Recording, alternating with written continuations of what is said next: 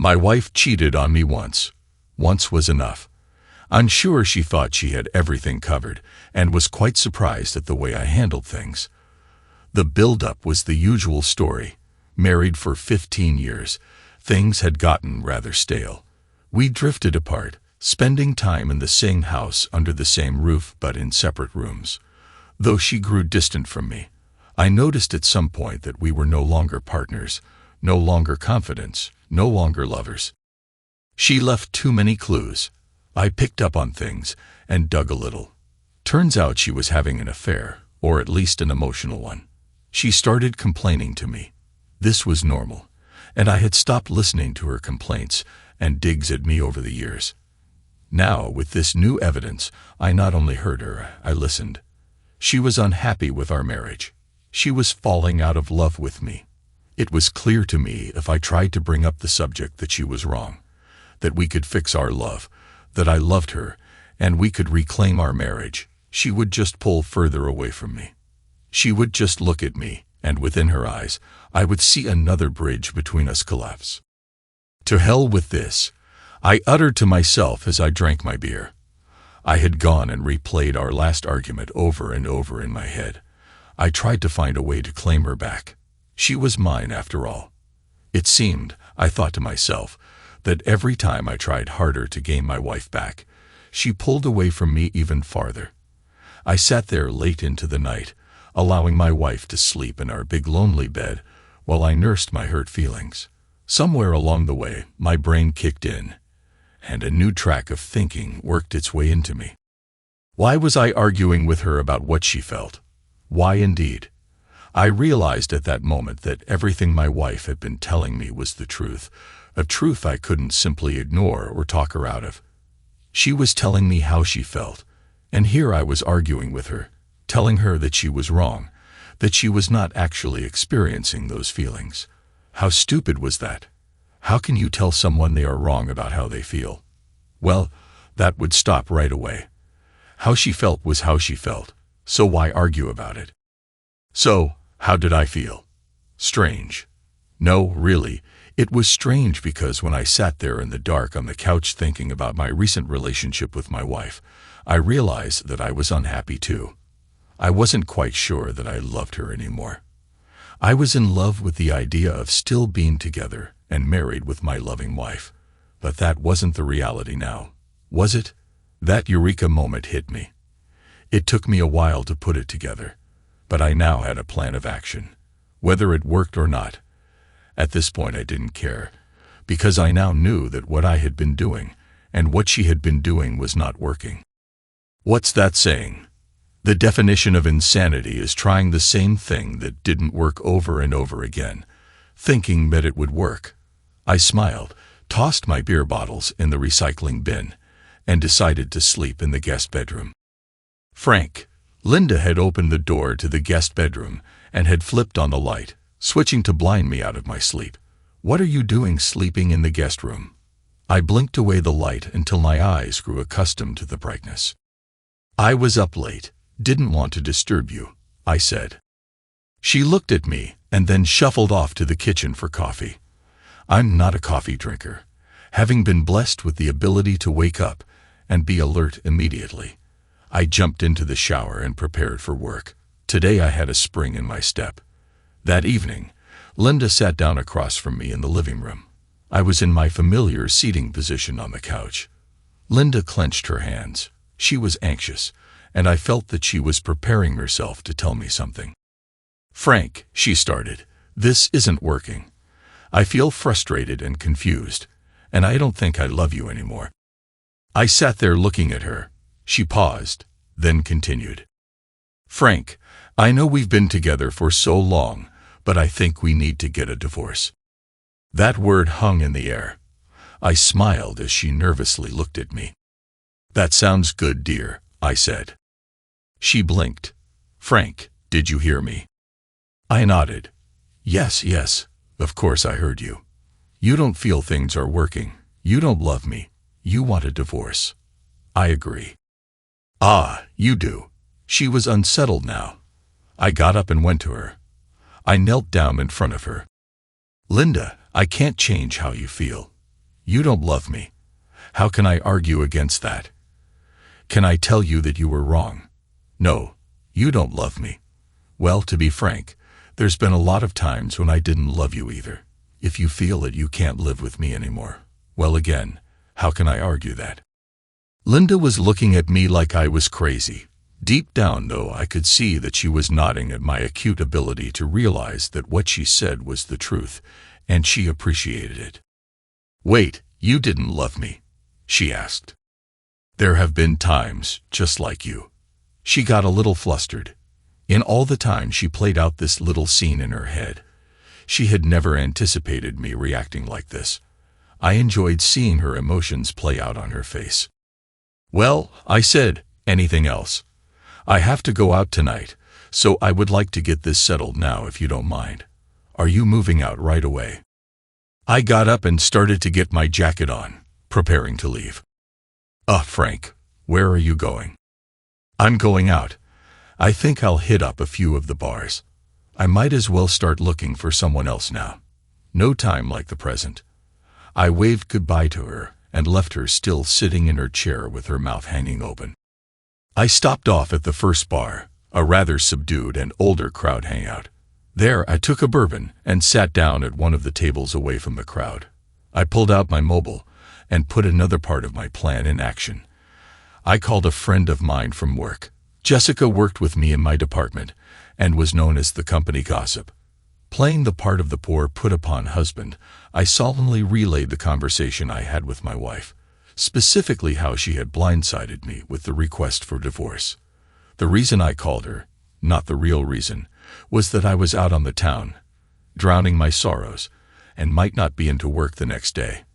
I could hear the wheels turning in her head as Jessica and I had flirted at work from time to time, and she was single. Next thing I knew, Jessica had invited herself along for the evening with the pretense of watching out for me and being the friend in need while I was in such an emotionally fragile situation.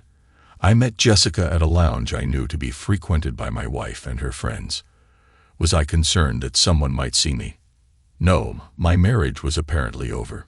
My wife didn't love me, and to be honest, right now, I wasn't loving my wife, Linda, either. Jessica looked good. She had dressed quickly. Maybe she wanted to get to me before anyone had a chance. At least that's what I wanted to believe.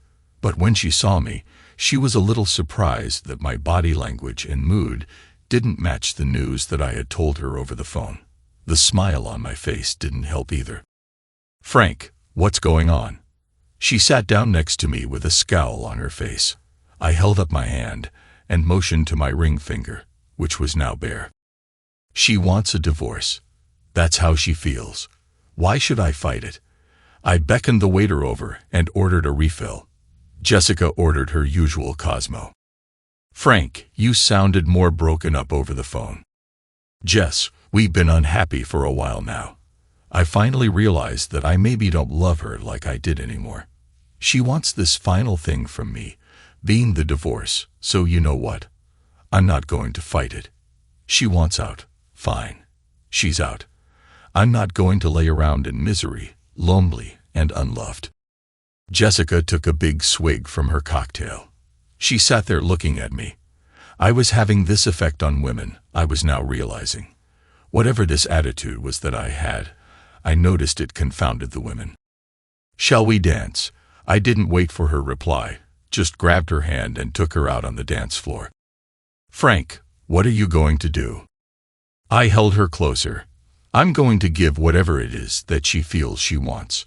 I'm going to do whatever it is that I want to do. Right now, I want to dance with you.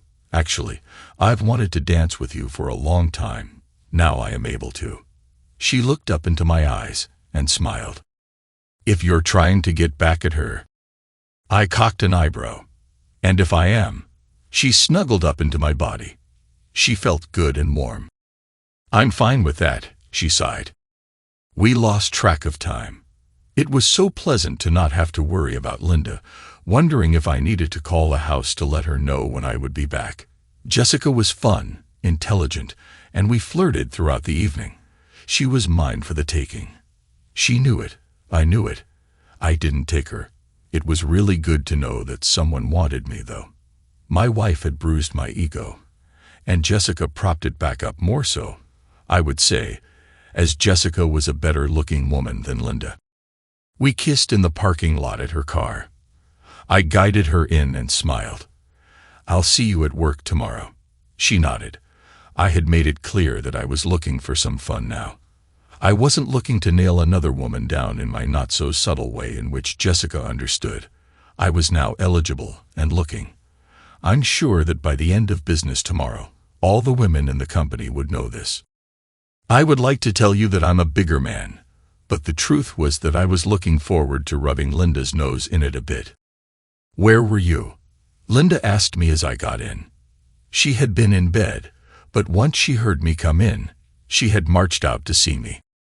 I put my coat away and started undressing for bed. "Out," I said. "I told you I was going out. Why would you care?" "Frank, I was a little worried that you might have done something bad to yourself." I smiled at her. "Linda, I know how you feel. I'm okay with that. You want a divorce. I'm happy to give you one. Far be it for me to force you to live a life with someone you don't love anymore." I gathered up my pillow and clothes for the next morning and started to make my way to the guest room. "Frank," Linda called out to me tentatively. I stopped, shifted my items into my other hand. "What?" She looked down. She couldn't look me in the face. I was wondering, you don't have to sleep in the other bed. "Are you offering to sleep in the other bed, to move out of our bedroom?"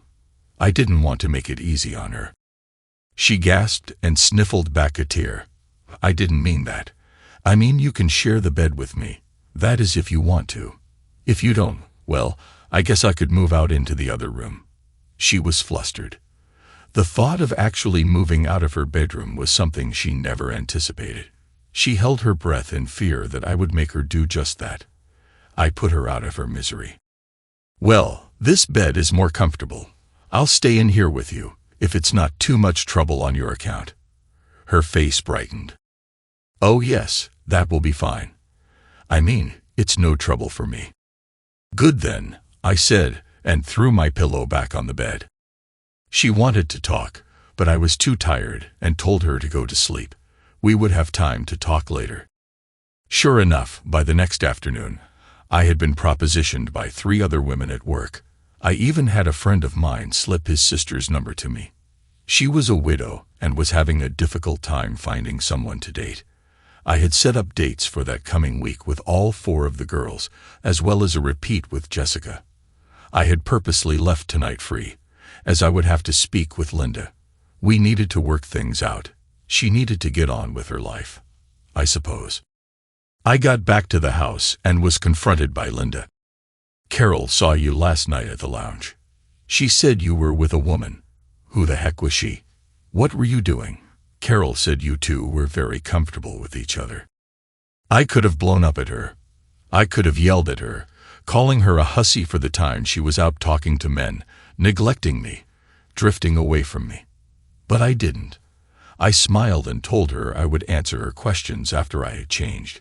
She tried to challenge me, but I ignored her and went off to change out of my work suit. Once settled, I noticed Linda looking at me with a glare. She was ready for a fight. Her eyes were close to tears, but her body was wound tightly in rage. "That was Jessica from work I was with," I told her. I didn't deny it.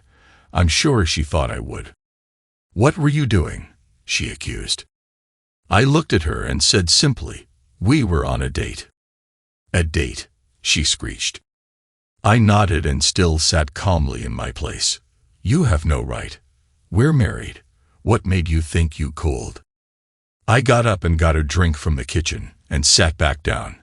She still stood, glaring at me, expecting my answer. "Why would you care?" I asked. She gaped at me. "We're married. You want a divorce, don't you?" She nodded, unsure about her voice. "You said you don't love me, right?" I said. "I'm not in love with you," she corrected me. "And I agree with you, Linda. You're not in love with me, so why should I not go out and seek love from someone else? You want a divorce. You're not in love with me. What does that give me? What's my incentive to stick around here? She sat down, actually dropped down in her chair. What will people say? Don't you realize how this looks? Right now, Carol is blabbing all over town about my husband stepping out with some woman. Don't you call Jessica a hussy, I growled. She was a perfect lady, and I was a gentleman last night. She knowingly went out on a date with a married man. I call that a hussy. So, I said as I got up and paced the room in front of her, if she is a hussy, what would you call a married woman that knowingly goes out with other men without her husband's knowledge? Linda stared at me. She said nothing. I could see her mind working. How much does he know? What's that got to do with anything? She blustered. I just looked at her. I was silent. She saw it in my face. I knew. Her body started to shake. How much do you know? Enough, I said. Whether you had sex with him or not, I really don't care. You see, my dear, this marriage was over when you decided to cut me out of the loop. I'm not going to cry about it. I'm moving on. I'm going to take care of myself, seeing as I don't get the support from my wife at home. I got up and went into the kitchen. No dinner had been started. I decided to make something for myself. She could fend for herself. A little while later, she came into the kitchen and watched me finish up my dinner. I'm sorry, she told me. I tidied up my dishes and then turned to her. I'm sorry, too. I think you should know that I have plans for the rest of the week, so don't expect me home until late. If you would prefer it, I can sleep in the guest room. She didn't answer me. I went up for bed. I decided to sleep in the guest room. I'm sure Linda didn't sleep well. I met Christina after work. She was a nice blonde woman, mid-30s, divorced with 2 kids. We chatted over coffee and then did something really goofy. I took her to play laser tag. Yes, it was us 2 old-time adults against 10 teenagers who all ganged up on us and continued to wipe us out early into each game. Christina loved it. I enjoyed sitting and talking with her after we were killed, waiting for the next game to start up. At one point during the last game, we both were killed side by side, and we both fell down and pretended to die. I pulled her onto me while we laid there and kissed her. She kissed me back. We had a nice meal, and soon I escorted her back to her house, where we made out. She bade me goodbye before we advanced to anything other than kissing, and made me promise to take her out again soon. I was expecting another confrontation with Linda when I got back, but strangely she was subdued. Hi, she said. I smiled and greeted her as I undressed for my date. You seem to have had a good time, she told me. Her emotions were hidden. I did, thanks for noticing. How was your evening? We talked for the first time in months. We sat down and talked late into the night. I never had sex with anyone else, Frank, I promise you, she admitted. I kissed a few men, and I shared my thoughts and feelings with Justin at work. He wants more from me, but I wasn't ready. Linda, I'm sure we're both at fault here, but even though you didn't actually have sex with anyone else, you still cheated me. We were a team. I'm happy you controlled yourself before asking me for a divorce. I really respect you for doing that. I should have listened to what your feelings were. Instead, I argued against them. Yes, she agreed. We sat silently for a while. Frank, I'm confused right now. I don't know if I want a divorce. I smiled. You let me know when you figure things out. I'm not kicking you out of the house, nor am I leaving it anytime soon. Frank. I had gotten up and was getting ready to go to bed. Are you still going to date Jessica? Yes, I'm dating now. Others as well. You do what you have to do. Figure things out. I have to do what's best for me. If we divorce, well then, it wasn't meant to be.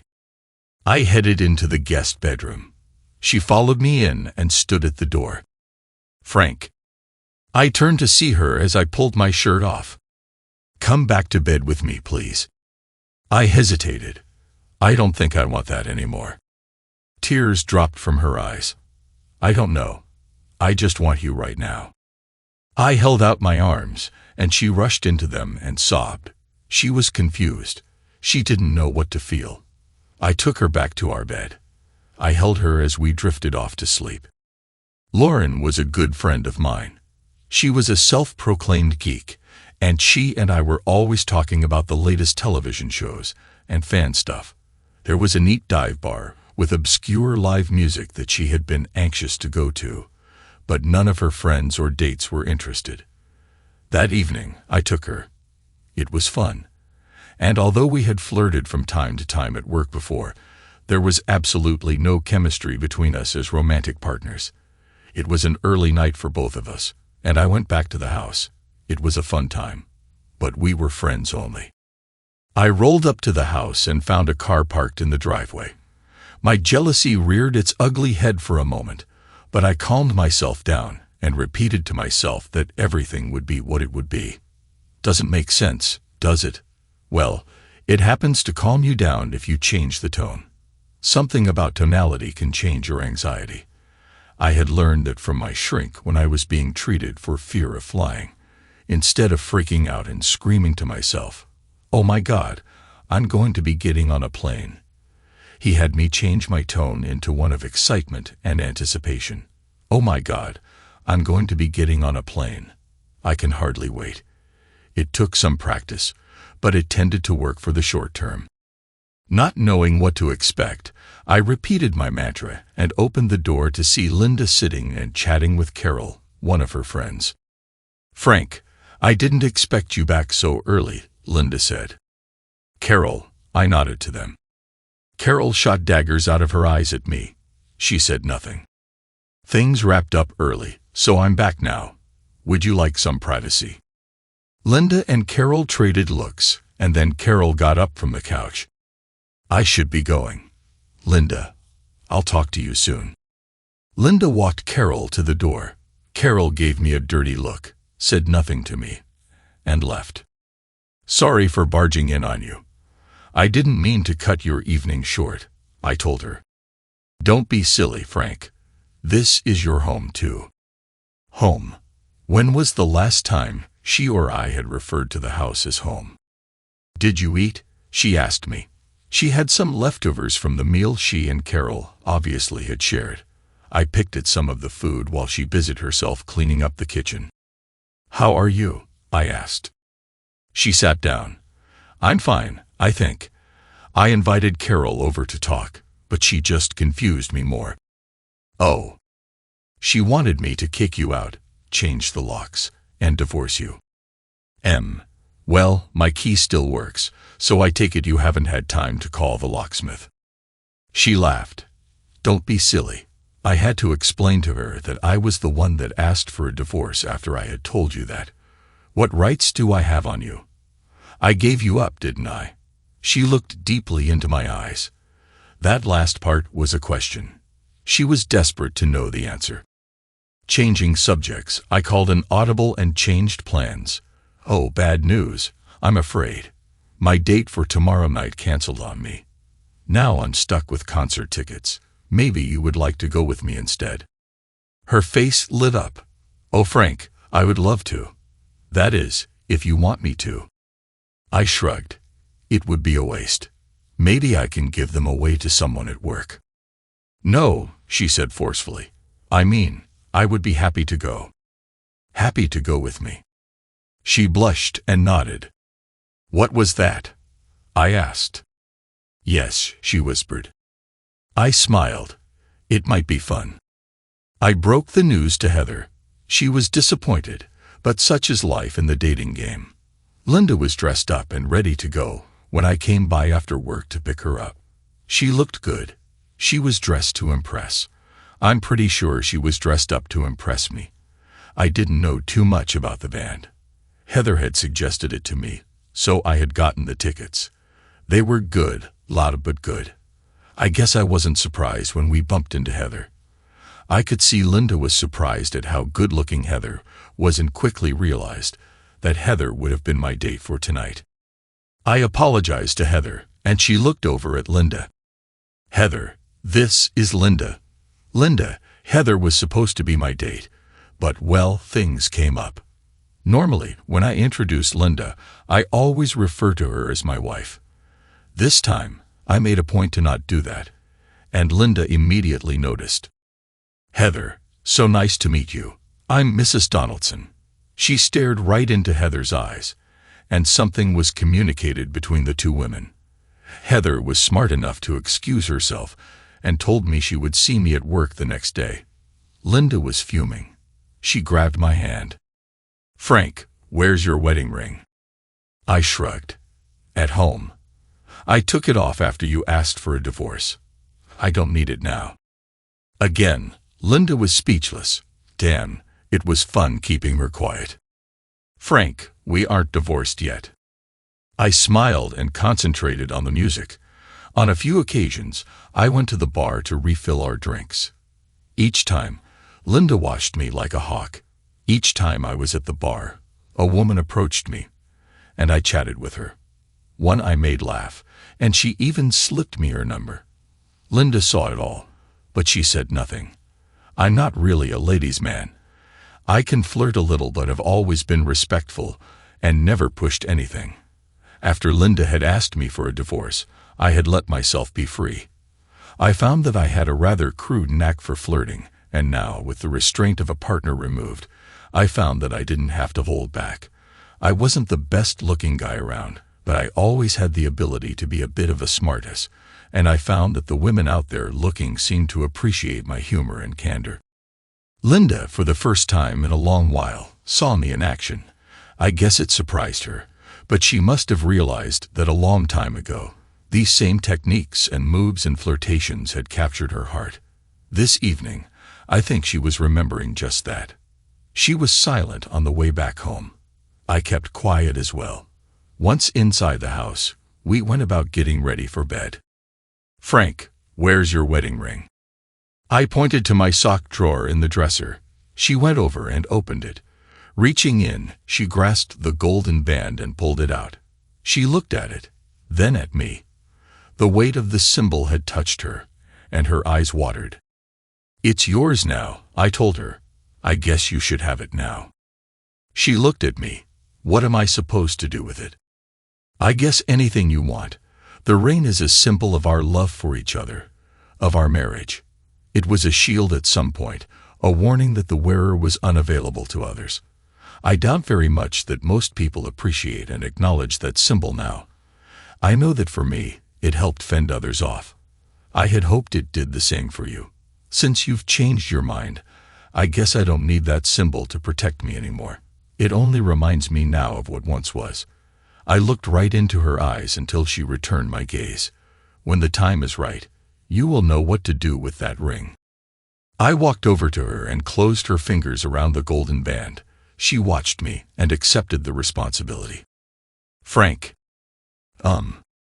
I was just falling asleep when she had called to me. "Thanks for the evening. I enjoyed myself." "You're welcome." I drifted back to sleep. Breakfast was waiting for me in the morning. Linda had cooked up some eggs and bacon. She wasn't the best cook, but I appreciated the effort. I noticed that Linda had kept her wedding band and engagement ring on. I also saw that she kept fingering them while she ate with me. I got a call that morning from Carol. "Carol, I'm surprised to hear from you. What can I do for you?" "Lunch today, 12:30 at La Boom." She clicked off, and I stared at the dead headset. I wasn't sure what to expect at lunch. I didn't know Carol very well. Linda had befriended her at work. She was pleasant-looking, but never very friendly to me. She was one of Linda's friends that she saw when she went out with the group from work. They would have drinks at the lounge. I had met Jessica that first evening. She was already seated at the white linen cloth table, and she waved me over. Her face was tight and curt. This was probably not going to be pleasant. Once seated and my order taken, Carol lit into me. "What the heck kind of crap are you up to? Linda is in agony, and you pull this stupid stunt of dating other women in front of her." For the first time, I think I blushed. Part of it was embarrassment. The other was anger. I quickly shut my mouth before saying something regretful. I realized immediately that whatever I said and did today at lunch would be promptly reported back to Linda. She watched me as I regained control of my emotions. For a long while, I pondered how to respond. Finally, I spoke. "Carol, how much do you know about what is going on with Linda?" "I know that her husband is acting like a complete a-hole," she growled. Others around us looked our way. "Carol, cut the crap. Answer my question honestly, and I will answer yours. I have nothing to hide here. Do you?" Carol swallowed and was glad that our waiter chose that moment to serve our food. I sat and waited. "Linda is confused," Carol admitted. "So confused that she needs to see other men to help sort her mind out." Carol blushed and took a swig of water. "Linda had some weak moments, Frank." "I'll bet," I retorted. "We've been trying to help her work things out," Carol responded. "You see, my dear Carol, that's where I take exception to things. Why is it your responsibility and your friends to help her work things out between her and her husband, and not her husband, me?" Carol was silent. "In fact, what business is it of yours anyways? Linda is a friend." "So," I said, "I'm supposed to be her best friend, her partner, her life mate. Don't you think that if she had some issues, she should have spoken with me? Don't you think she should have come to me to work things out?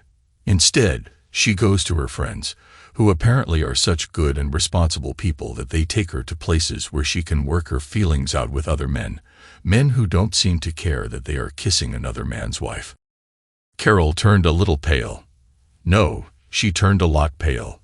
She didn't seem to have much of an appetite now. Somehow, Carol had opened up the floodgates of rage within me. This was yet another silly, simple friend that decided to stick her nose into someone else's business. "Let me ask you something, Carol. Are you married?" She shook her head. "No? Ever been married?"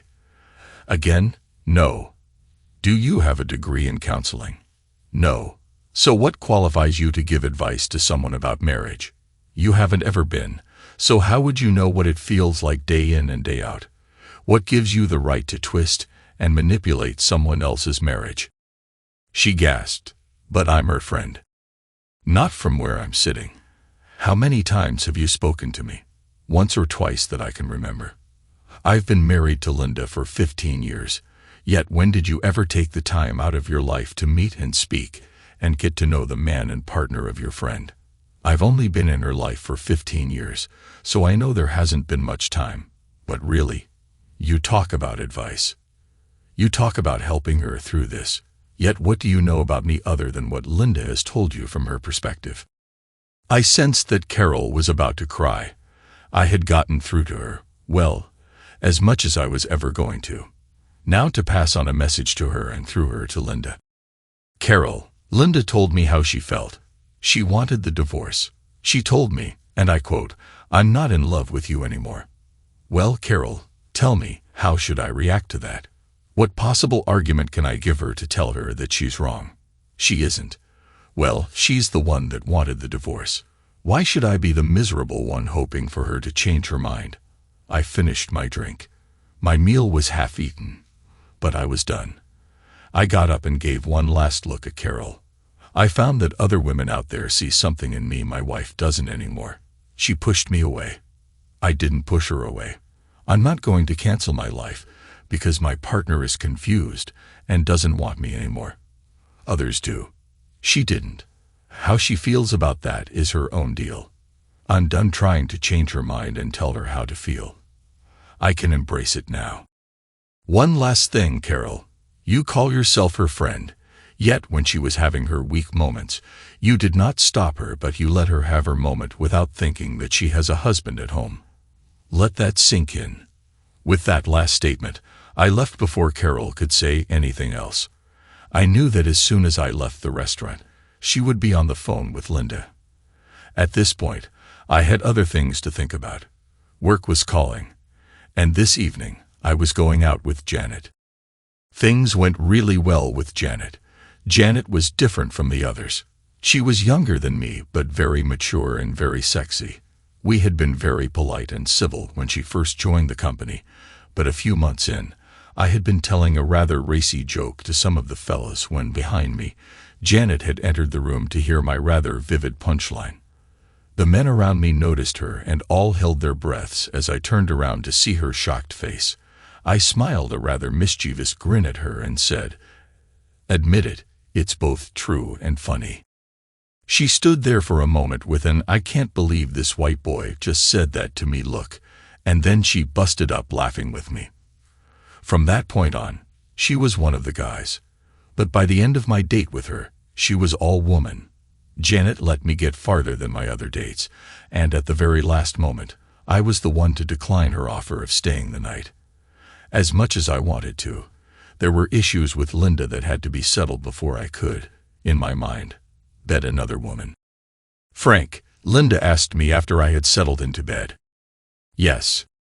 "Frank, I need you to go shower." Huh, it was dark. The lights were off, but Linda's voice was cracking. I could hear sobs from her. "Please, Frank, if you won't shower, then I'll have to ask you to go sleep in the guest room." I was confused. What's going on? I turned on the bedside light and saw my wife. Her face was tear-streaked. "Please, Frank, you can come back to our bed. But I beg you, please shower." "What's wrong? I always shower in the morning, dear, you know that." She looked away from me. She turned her body from me. "You smell like her."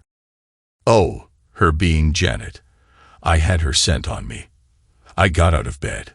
I felt crappy. I looked at her. She still was turned away from me. "I'm sorry.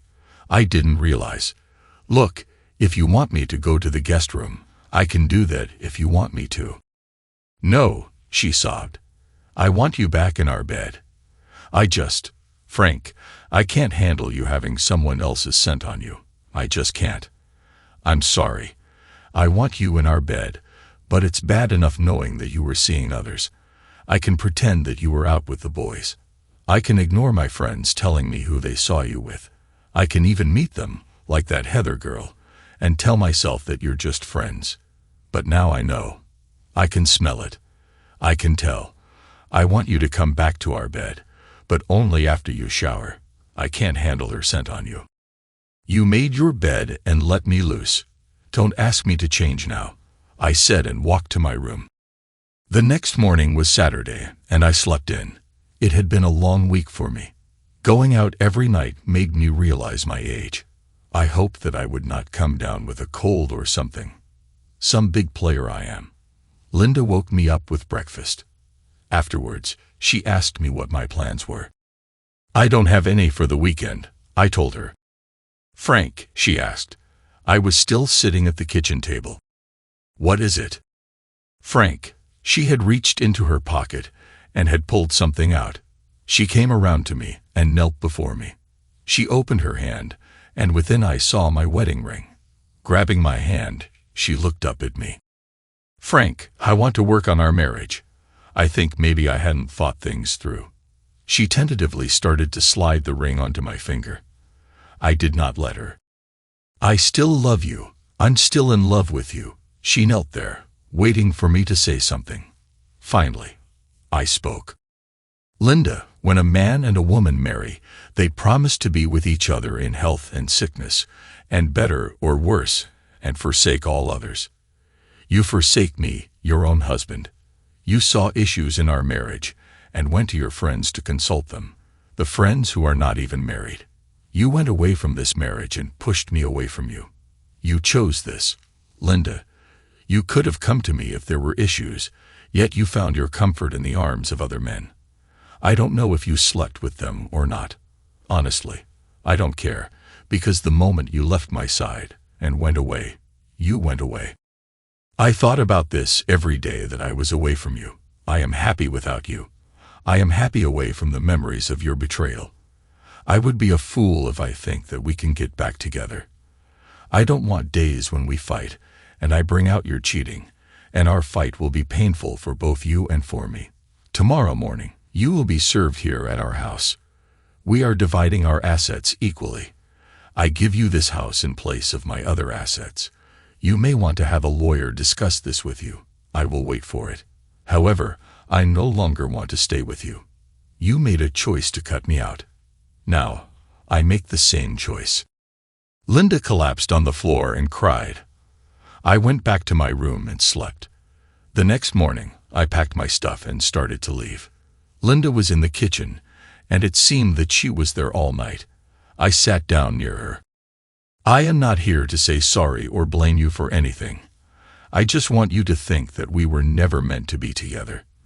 Then I walked out of the house and out of Linda's life. We were divorced after 6 months. During this time, I was asked by the court to undergo counseling, but I knew these were just tactics to delay the matter. I knew my love for Linda was dead.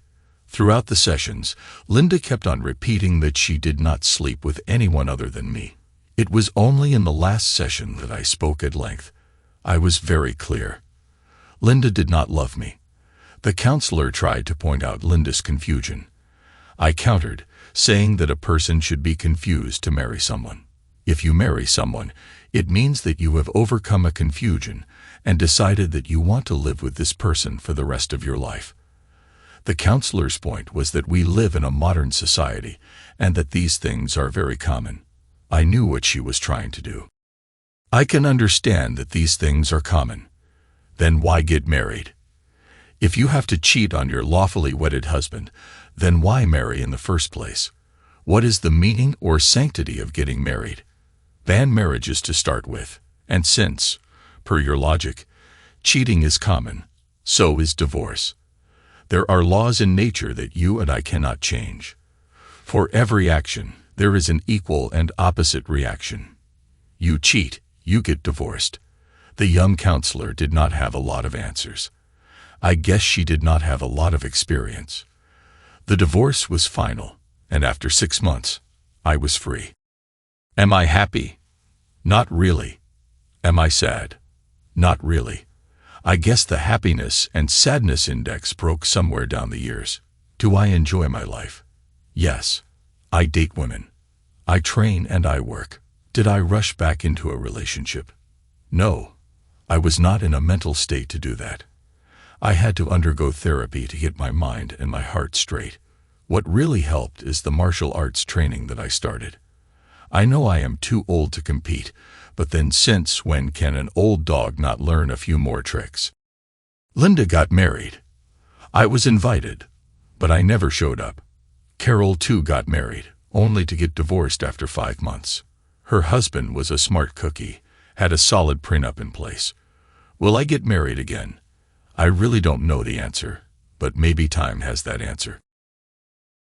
Thanks to everyone who took the time to listen to today's stories. If you enjoyed it, please consider liking and subscribing if you haven't already. Feel free to share your thoughts on the events in the comments below. Take care.